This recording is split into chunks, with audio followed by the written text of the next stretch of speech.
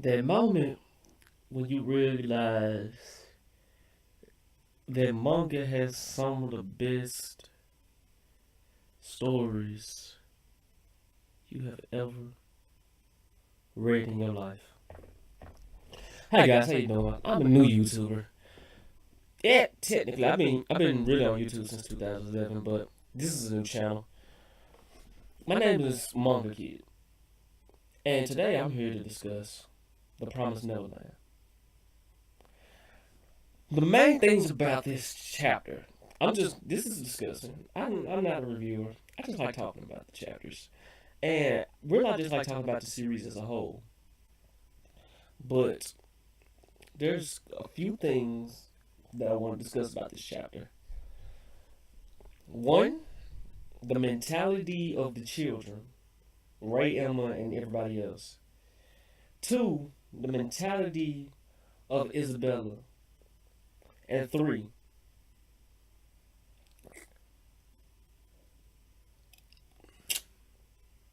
what is next? So one, the mentality of the children. These kids are surprising me every week. Every week I read this story. These kids surprise me in some way. Cause right now, last week, seeing Ray about to burn himself alive. Once he, it did the timing of it too. Soon as his birthday started, 12 o'clock. As of right now, I'm 12. Goodbye, Emma.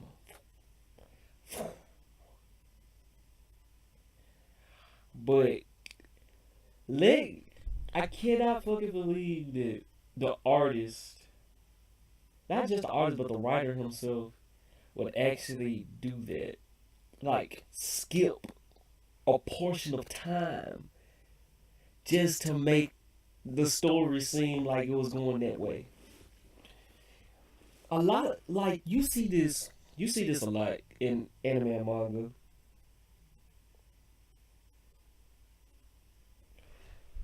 They cut out portions of time just to do this.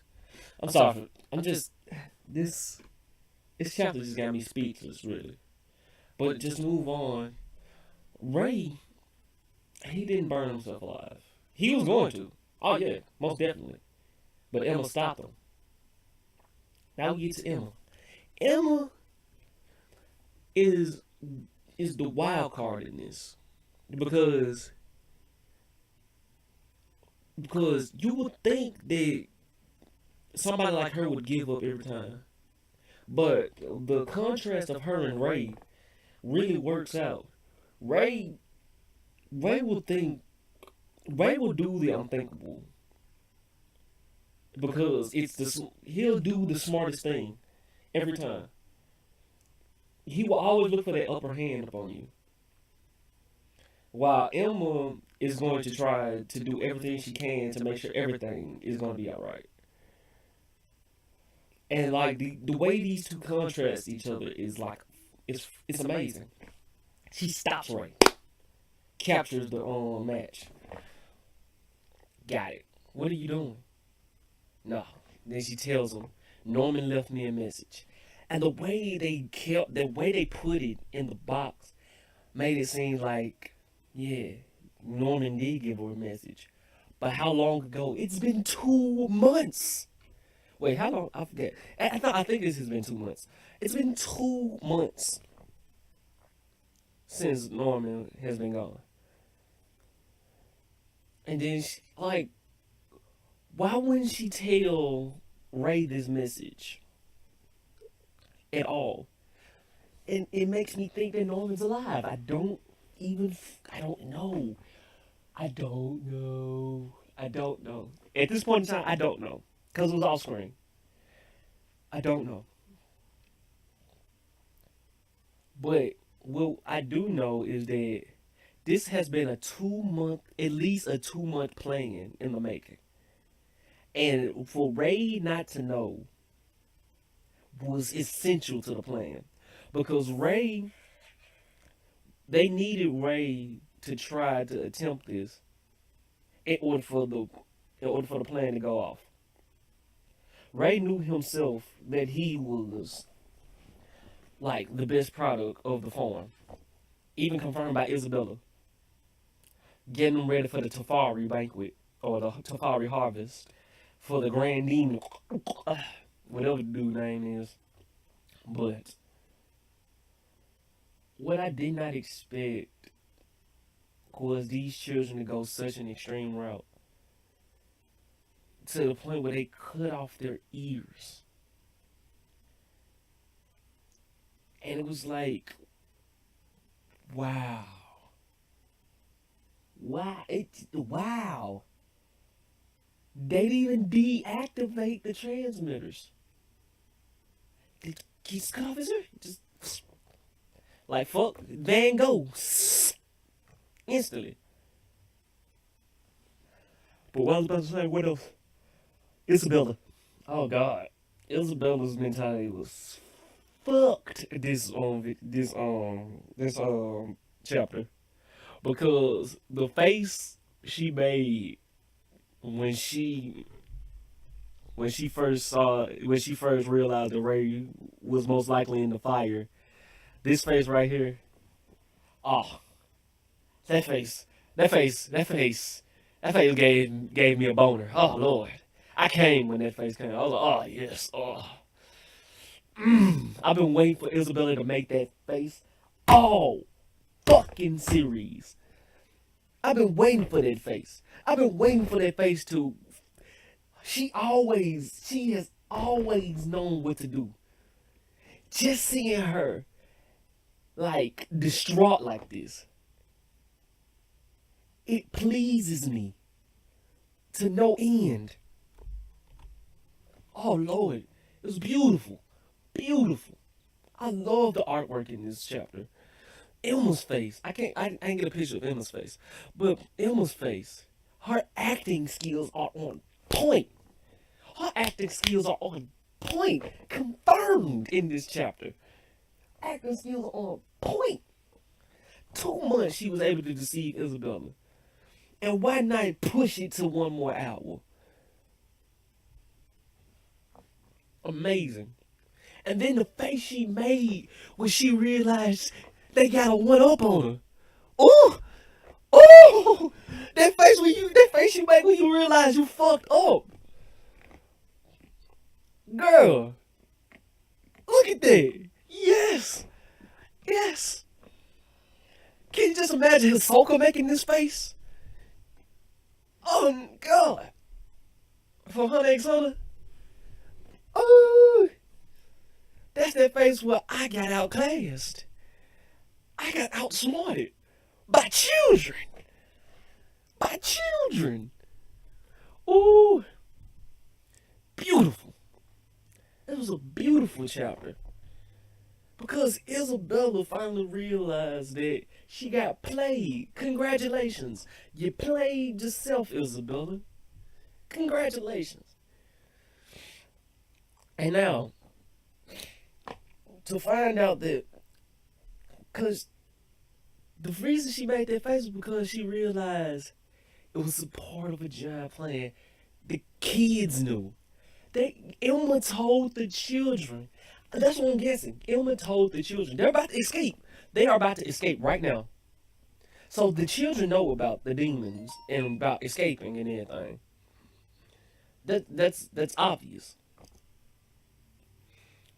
How did Ilma convince them that Mama was evil? Don't know. Probably showed them the toys. Probably showed them the toys of all their past siblings of anything, or like showed her the bunny toy, and like how Bunny would never leave this toy behind, and all this stuff. Dunn and Gilda played it real by the book. I'm pretty sure they followed everything Emma said to the T, because they were ready too. But the thing is, this brings up a very, very scary thought. Cause Isabella sleeps in the room with the babies. Like they said that last chapter. But it's already been confirmed that she sleeps in the room with the baby. She even touched the baby's face before she goes out and like looks at everything. And the thing that I realized, there were no babies with the kids. There were no babies with the kids at all. They didn't carry any of the infants. So did Elmer finally decide that, you know what, we can't escape, but that's not Elmer's character. I'm pretty sure that's not Elmer's character. So this had to been like, it's either character development for Elmer to for her to realize that you can't save everybody, or it could be or could it be like some they already planned it out and the babies are like somewhere else in the forest. But they'll have to show how did they do it. And another thing, I'm gonna show y'all one more picture. The This is the page where she's like everyone. We see all the children. They even show Emma in the next panel. But there's one child that isn't there. And when I went back to read this chapter again, and even a third to a fourth time, it was obvious. Phil. Phil is not in this panel. They drew this panel specifically to show everybody. They drew this panel specifically to show all the children. There's no Phil. You could. This is not Phil with the white hair in the middle. Phil has black hair, and Phil is fairly dark skinned.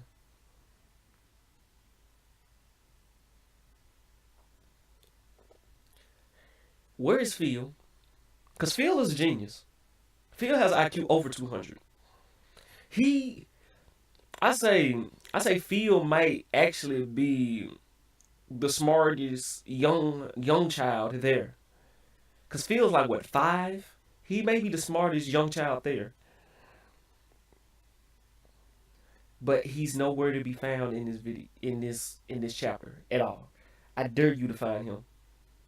I dare you to find him in this chapter. He does not appear at all.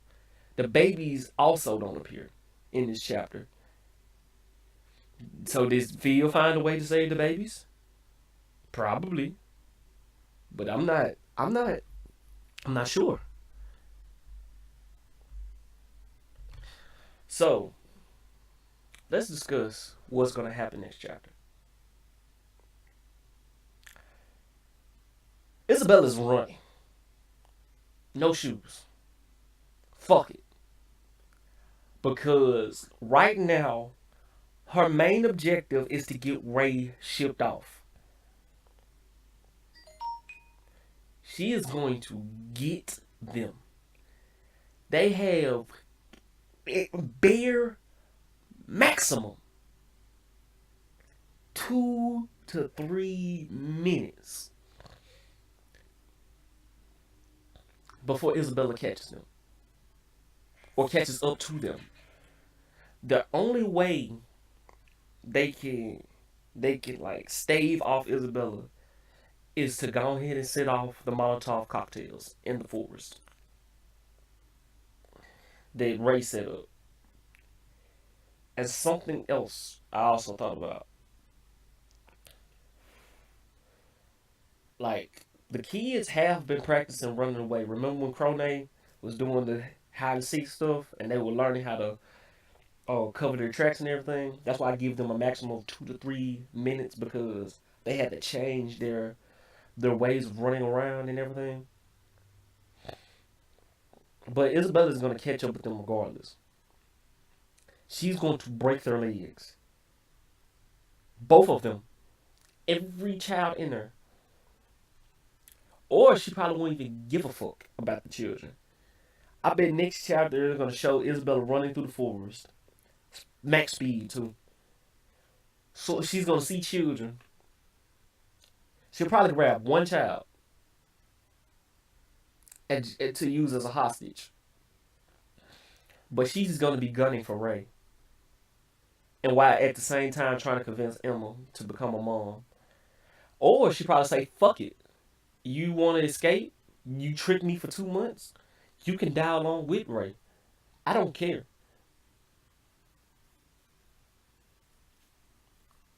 Because we know that Isabella knows what's beyond the wall. She knows the cliff is there. She knows that they're going to be gunning for the bridge.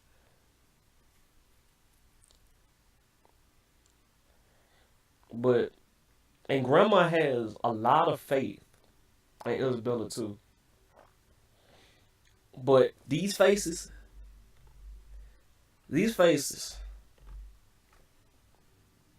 I don't think Isabella really knows what to do. But I think Grandma is going to play a role too. She's going to congratulate the kids. She's going to be like, oh, look at that. Oh, cultivated perfectly. And it's going to be something bigger. It's going to be something bigger revealed. I don't know what it is yet. But something bigger will be revealed. But other than that, that's my thoughts on this chapter. It's amazing. If I was a reviewer, I would give this chapter a nine out of 10. Easily. The one thing I didn't like about this chapter was the fact that they did the little time skip where Emma caught the fire. Because that was a little bit deceptive. That's using too much story to deceive a reader. Because they made it seem like he just dropped it and exploded. That's the only thing I like about that. They should have timed it a little differently. They should at least left off the chapter where it did not explode. Or she'd be like, Ray, and then chapter ends. But other than that, it was a great chapter. I'm Monkey Kid, by the way. And this is my channel. Hopefully, the videos get better. I'm going to continue talking about the Promised Neverland. Also, My Hero Academia, because I love that series. Oh yeah, one more thing about this chapter. Isabella really focused in on saving the brain of Ray. If any of y'all have ever read Toriko and you remember the near the end spoilers, near the end the final villain Neo, he used to feed off the fear and everything of creatures because their bodies or their minds get filled with dopamine and making them more delectable. It's probably be the same type of thing that the demons do because they still eat the entire body, but it's like the brain is the main course. Kind of like how you got a hog and you got all the chitlins, the ribs, the sausage, the bacon, pig feet, but the ham is like the main course. You get that ham, take the head, make hog head sauce. I'm getting a little too deep into it, but that's all I'm gonna do. This video is about to be 20 minutes, but that's what I do. And that's what I'm gonna be doing on this channel. Just straight up discussion videos.